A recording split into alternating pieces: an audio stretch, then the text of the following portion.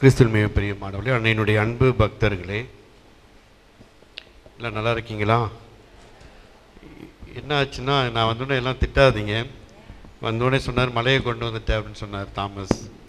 அதனால் எல்லோரும் வெளியில் ரொம்ப அருமையாக குழந்தைங்கள்லாம் ஏற்பாடு பண்ணி நல்லா வச்சுருந்தாங்க சிஸ்டர்ஸு. அதனால் குழந்தைகள் கோபித்து கொள்ள வேண்டாம். அன்னை ஏதோ விரும்பியிருக்கான்னு நினைக்கிறீங்க வைக்கணுன்ட்டு, அதான் இங்கே வைக்கிறார்கள். நான் வரும்போது எங்கள் ஃப்ரெண்ட்ஸ் ஃபாதர்கிட்ட சொல்லும்போது நான் என்னுடைய அத்தை ஊருக்கு போகிறேன் அப்படின்னு சொன்னேன். எங்கே அப்படின்னாங்க, திருச்சிக்கு அப்படின்னேன். அங்கெங்கே அத்தை? 4 அத்தை எனக்கு இருந்தாங்க. இங்கே தான் திருச்சி தான் 4 அத்தை வீடும். அப்போ சரி, அப்போ சின்ன பிள்ளையில் போயிருப்பேன், லேடியை பார்க்க போயிருப்பேன். இப்போ எங்கே போகிறேன் அப்படின்னு கேட்டாங்க. இப்போ நான் அவர் லேடியை பார்க்க போகிறேன் அப்படின்னு சொல்லிட்டு சொன்னேன். அவை அந்த அவர் லேடி என்று சொல்லப்படுகின்ற 2 மாதாவுக்கு ஒப்பு கொடுக்கப்பட்ட கோயில் என்பது எனக்கு தெரியும். ஏன்னா அந்த காம்பவுண்ட் வால்லாம் முன்னாலாம் இல்லை. அங்கேருந்து எங்கள் அத்தை வீட்டிலேருந்தே திருப்படியெலாம் நாங்கள் பார்த்த சமயங்கள் உண்டு. அவை அதை நினைவு கூறுகின்ற ஒரு நாளாக நான் பார்க்கிறேன். என்னமோ சொந்த வீட்டிற்கு, அத்தை வீட்டிற்கு வந்தது போல நான் உணர்கிறேன். அவை அப்படிப்பட்ட ஒரு மலர்ச்சி, இன்னமும் அந்த விசுவாசம் இருப்பதை பார்த்து ஆச்சரியப்பட்டு போகிறேன். அப்பொழுது எப்படி பார்த்தேனோ அதே போல் எல்லாரும் நிறைவாக மகிழ்ச்சியாக அப்படி இருக்கீங்க. திருப்படி ஒரு மகிழ்ச்சியோடு கண்டுகளிக்க வந்திருப்பதை பார்த்து மிகவும் ஆனந்தம் அடைகிறேன். ஒரு கோயிலில் ஒரு பங்கு தந்தை இருந்தார். நாங்கள்லாம் 75 வயசானா ரிட்டையர்ட் ஆகி வீட்டுக்கு போயிடணும். ஆனால் அங்கெல்லாம் வெளிநாட்டிலாம் பார்த்திங்கன்னா என்ன செய்வாங்கன்னா 80-90 வயசு அவங்க பணி செய்கிற வரையும் அவங்க பங்கில் இருக்கலாம். அதே போல் ஒரு வயதான பங்கு தந்தை ஒரு கோயிலில் பங்கு தந்தையாக இருந்தார். வயதானாலும் உங்களுக்கு தெரியும், அவங்க பிரசங்கம் வைக்கும்போது பழைய கதையெல்லாம் கொண்டு வந்து சொல்லிகிட்டு இருக்கும்போது நிறைய பேருக்கு போர் அடிக்கும். நிறைய பேர் பேச ஆரம்பிச்சிருவாங்க. அவருக்கு இரிட்டேஷன் ஆகிடுச்சு. என்னடா அது, நான் பிரசங்கம் வைக்கிறோம், மக்கள் யாரும் கேட்க மாட்டேங்கிறாங்களே என்று ரொம்ப அங்கலாய்த்து கொண்டிருந்தார். அப்போ அவர் நினைத்து கொண்டிருக்கும்போது பிஷப் போய் பார்த்தார். எனக்கு ஓய்வு கொடுங்கள் ஆண்டவரே, என்னையால் இனிமேல் இருக்க முடியாது, மக்கள் என்னுடைய பிரசங்கத்தை விரும்பலை அப்படின்னு சொல்லி அங்கே போய் கேட்டார். இப்போ ஆயர் அவருக்கு ஒரு அட்வைஸ் பண்ணார். கவலைப்படாதீங்க, இந்த காலத்துக்கு தகுந்த மாதிரி மாற்றிங்க, அப்டேட் பண்ணுங்கள் எல்லாத்தையும். நல்லா பிரசங்கம் வைக்கும்போது நல்லா இந்த காலத்துக்கு தகுந்த மாதிரி எல்லாருக்கும் புரிகிற மாதிரி வைங்கன்னு சொல்லிட்டு, அப்படின்னா ஒரு உதாரணம் சொல்லுங்களே அப்படின்னு சொல்லி அந்த பங்கு தந்தைக்கு எப்படி வைக்கலான்னு சொல்லி கொடுங்க அப்படின்னு கேட்குறார். போகும்போது சொல்லுங்கள், எனக்கு ஒரு பெண்ணை தெரியும், அவள் மிகவும் அழகானவள், அவளுக்கு நிகர் இந்த உலகத்தில் அழகுக்கு யாரும் நிற்க முடியாது, அப்படி பண்ண பெண் மரியாள் என்று சொல்லி அப்படியே வச்சிட்டிங்கன்னா மக்கள் கொஞ்சம் வித்தியாசமாக வைக்கும்போது கேட்பாங்க அப்படின்னு சொல்லி சொன்னார். உடனே அவரும் கொஞ்சம் மறதி உள்ளவர், கொஞ்சம் வயதாயிட்டுல. அதனால் அவர் பிரசங்கம் வைக்கிறார், மக்கள்லாம் இருக்காங்க, புதிதாக வைக்கிறார். போயிட்டு எல்லாரும் ஆச்சரியப்படுறாங்க, எனக்கு ஒரு பெண்ணை தெரியும் அப்படின்னார். என்னடா அப்படின்னு சொல்லி எல்லாரும் ஒருத்தர் பார்க்குறாங்க. அவள் மிக அழகானவள் அப்படின்னு சொன்னார். இன்னும் அவளுக்கு ரொம்ப ஆச்சரியமாக இருந்தது, என்னடா தாத்தா இப்படி பேசுகிறாரு அப்படின்ட்டு. அவளுக்கு நிகர் யாருமே இருக்க முடியாது, அவள் பேர் யார் என்று உங்களுக்கு தெரியுமா அப்படின்னு கேட்டார். சொல்லும் போதே மறந்துட்டார். என்னடா சொல்றன்னு யோசிக்கிறார். அது எனக்கு தெரியாது, ஆயருக்கு நல்லாக தெரியும் அந்த பெண்ணை பற்றி, ஆனால் நீங்கள் ஆயர்கிட்ட போய் கேட்டுங்க அப்படின்னு சொல்லி அவர் சொல்லி முடித்தாராம். ஸோ நம்முடைய அன்னை மரியாளும் அழகானவள் தான். நீங்கள் அன்னை வேளாங்கண்ணி திருத்தலத்தில் நல்லா பணி செய்த போது நாங்கள் அதை பார்த்திருக்கிறோம். சும்மா ஒரு முறை பார்த்து போயிட்டால் போதும். கொஞ்சம் கோயில் கதவை மட்டும் திறந்து வைங்க ஃபாதர், திறங்க ஃபாதர்னு கெஞ்சுவாங்க. திடீர்னு 12 மணிக்கெலாம் வருவாங்க. அப்போ அது மாதிரிலாம் நான் பார்த்து மக்களுடைய விசுவாசத்தை பட்டு பார்த்துருக்கிறேன். அவை அன்னையுடைய முகத்தை பார்த்தாலே போதும், எங்களுக்கு எல்லாம் போயிடும் அப்படிங்கிற மன வலிமையோடு சொல்கின்ற மக்கள் விசுவாசத்தெல்லாம் நான் பார்த்திருக்கிறேன். அவை அன்னை என்று சொன்னாலே ஒரு ஆனந்தம். எத்தனை தடவை நாம் அழைத்தாலும் நம்மை அறியாமல் ஒரு ஆரம்பம் உருவாவதை, விசுவாசம் உருவாவதை நாம் பார்த்திருக்கலாம். அந்த திருத்தலங்களுக்கெல்லாம் செல்லும்போது நீங்கள் அனுபவித்திருப்பீர்கள். நான் சொல்வதை விட உங்களுக்கு அதிகமாக தெரியும். அவை அந்த அன்னையை பற்றி தான் நாம் சிந்திக்க இங்கு அழைக்கப்பட்டிருக்கிறோம். அன்னையை எங்கெங்கெல்லாம் காட்சி தந்தார்களோ அங்கெல்லாம் அந்த ஊர் அன்னையுடைய பேராகவே மாறிவிட்டது.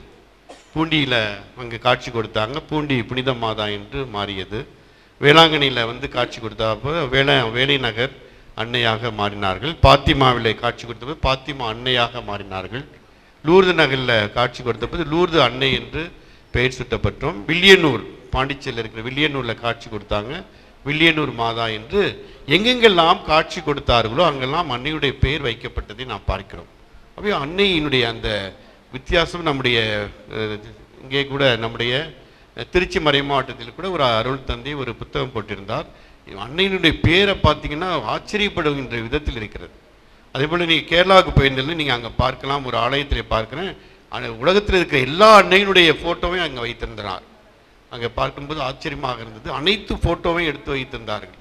எல்லா அன்னையினுடைய பேரும் அங்கே போடப்பட்டிருந்தது. அதில் வெட்டிக்கிளி மாதா என்றெல்லாம் இருந்தது. அதில் பேரை பார்த்தீங்கன்னா ஆச்சரியமாக இருந்தது. நிறைய மாதாவுக்கு எங்கெல்லாம் அவர்களுக்கு அதிசயம் கிடைத்ததோ, எங்கெங்கெல்லாம் அவர்கள் குணம் பெற்றார்களோ, எங்கெங்கெல்லாம் அவர்களுக்கு உயிர் கொடுத்தாலோ அன்னை, அங்கெல்லாம் அதையெல்லாம் வைத்து அன்னைக்கு பெயர் சூட்டப்பட்ட ஒரு அற்புத அன்னை தான் நாம் கொண்டாடி கொண்டிருக்கிறோம். அன்னையினுடைய விழாவிலே நாம் கொண்டாடுகின்ற போது மிகவும் அன்னையினுடைய மன வலிமையை இங்கு நாம் எடுத்து சொல்ல ஆசைப்படுகிறேன். மன வலிமை என்பது பெண்களுக்கே உரித்தான ஒரு பாங்கு. அதுவும் அன்னைக்கு ஏராளமாக இருந்தது என்பதை பார்க்கிறோம். அவள் அன்னைக்கு அந்த காட்சி கொடுத்த போது அங்கே திருத்தூதர் அங்கே வந்து காட்சி கொடுத்து அந்த சமணஸ் அவருக்கு சொன்ன போது உடனடியாக அன்னை மரியாள் அங்கே மற்ற பெண்களாக இருந்திருந்தால் வேண்டாம் என்று சொல்லியிருப்பார்கள். அவை உன்னுடைய வயிற்றிலே கரு உருவாகும், ஆகவே கடவுள் உன்னை தேர்ந்தெடுக்கிறார், கடவுளுடைய பிள்ளையை நீ பெற்றெடுக்கப் போகிறான் என்று சொல்லும்போது தான் ஒரு வித்தியாசமாக இருந்திருக்கும் மற்ற பெண்களுக்கு. ஏனென்றால் அந்த சமுதாயம் அப்படி பெண்களை வளர்த்திருந்தது. பெண்கள் வெளியிலே செல்லக்கூடாது, அங்கே யாரும் உறவினர்கள் வந்தால் கதவண்டை நின்று கொள்ள வேண்டும், பொது கிணற்றிலே தண்ணீர் எடுக்க அங்கே யாரும் இல்லாத போதுதான் போக வேண்டும் என்றெல்லாம் ஒரு சட்டத்திட்டங்கள் இருந்த அந்த சமுதாயத்திலே பிறந்த அன்னை அங்கே தன்னுடைய அங்கே மன வலிமையை பெற்றுக்கொண்டு இதோ உன்னுடைய ஆண்டவருடைய அடிமை உன்னுடைய சொற்படி ஆகட்டும் என்று அங்கே தூதருக்கு தன்னுடைய வார்த்தையை சொல்கிறார். ஆம் என்று ஒப்புக்கொள்கின்றார். அது எவ்வளவு பெரிய ஆணித்தரமான வார்த்தையாக இருக்கும் என்பதை அவளுடைய உள்ளத்தில் இருந்து நாம் சிந்திக்கின்ற போது நமக்கு அது உணரப்படும்.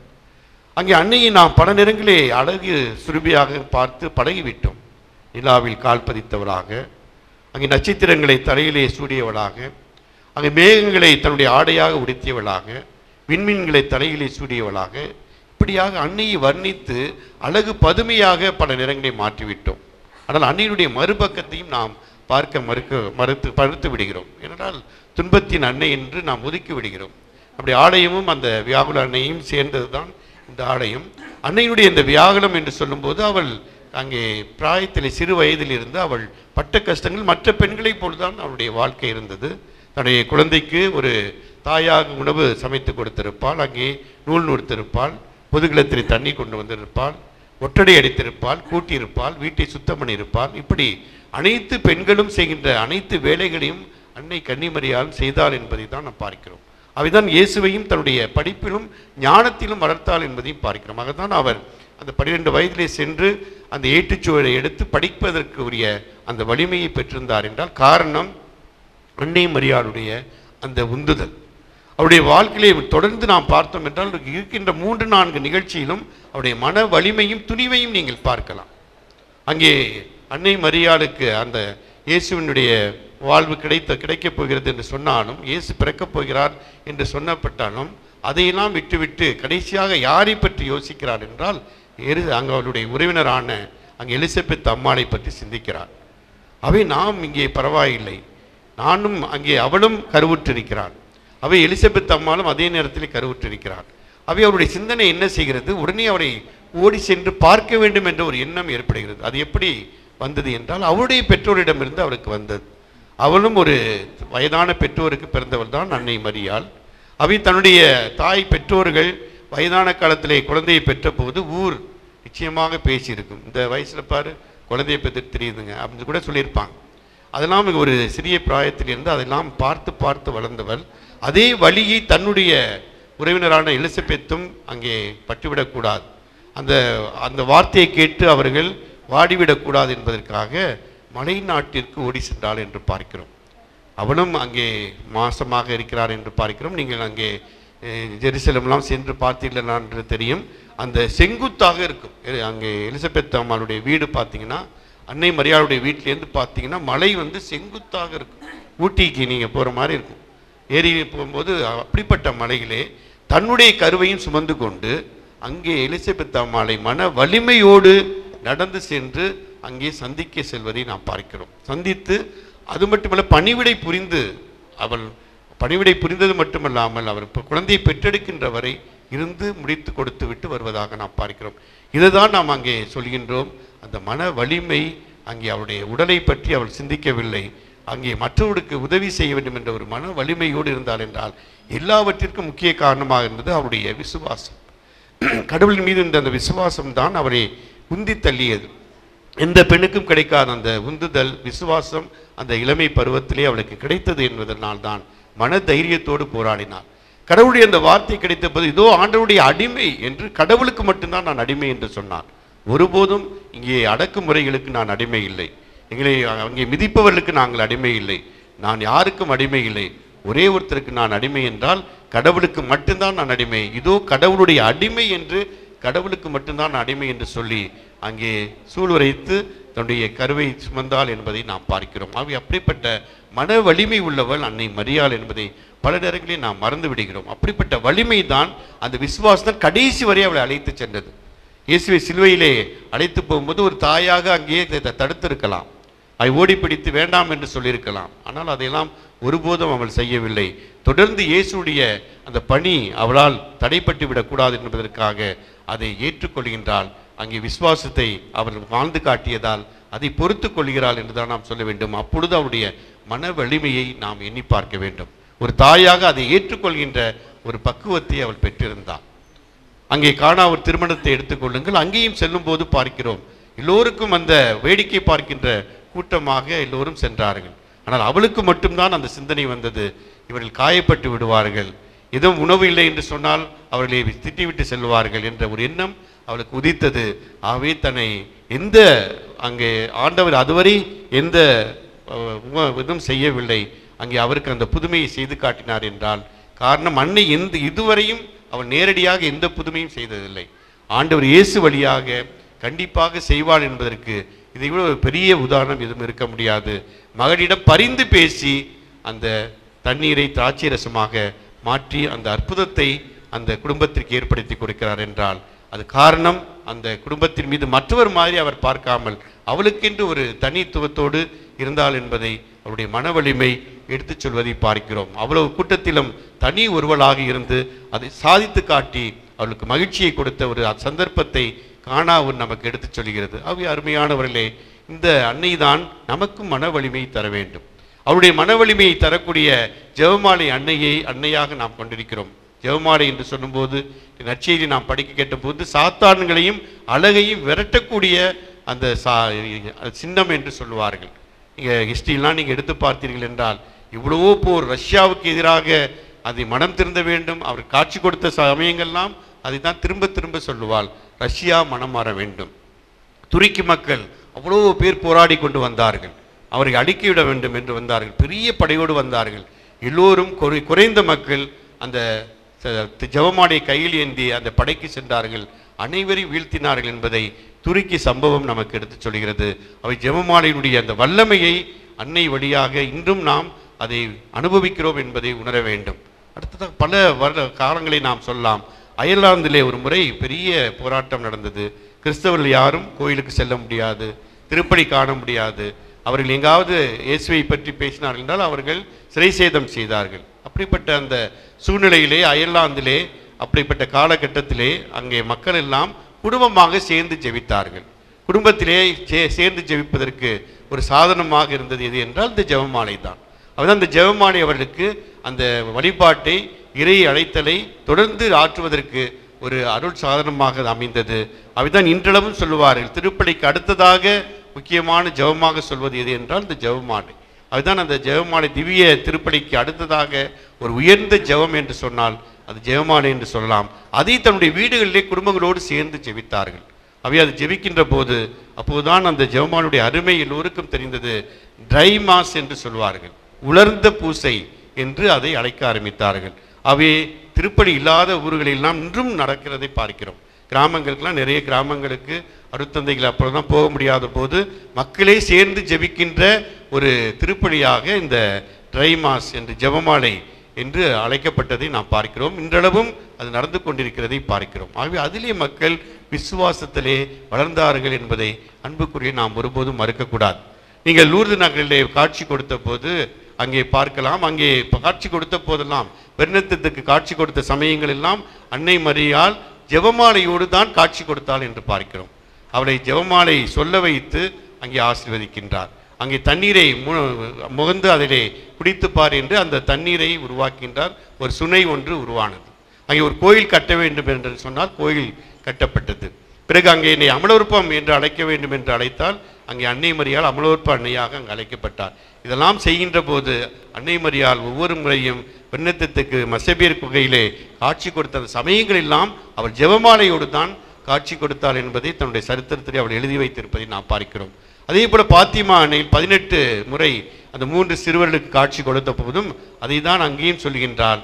நீங்கள் எல்லா காட்சியும் கொடுக்கின்றதற்கு முன்பாக அவர்கள் ஜெபமாலை சொல்ல வேண்டும் என்று சொன்னால், ஜெபமாலை சொன்னதுக்கு பிறகுதான் அங்கே 3 சிறுவர்களுக்கும் காட்சி கொடுத்தார் என்பதை அந்த சரித்திரத்திலே நாம் பார்க்கிறோம். ஆகவே அன்னையினுடைய அந்த புதுமை, வல்லமை, அந்த சக்தி இன்றும் செயல்படுவதை நம்முடைய அனுபவங்களிலே நீங்கள் பார்த்து தெரிந்து கொள்ள வேண்டும். நிறைய பேர் என்ன சொல்லுவாங்க, எங்களுக்கு ஜெபமாலை சொல்கிறதுக்கெல்லாம் நேரம் இல்லை, டைம் இல்லை, நாங்கள் செய்கிற வேலையில் நாங்கள் என்ன செய்கிறது, நேரம் ஒதுக்க முடியல, பூசைக்கே போக முடியல, எங்கே ஜெபமாலை சொல்கிறது என்று சொல்கின்ற மக்களெல்லாம் பார்த்திருக்கோம். அதற்கென்று நேரத்தை நாம் ஒதுக்க வேண்டும்.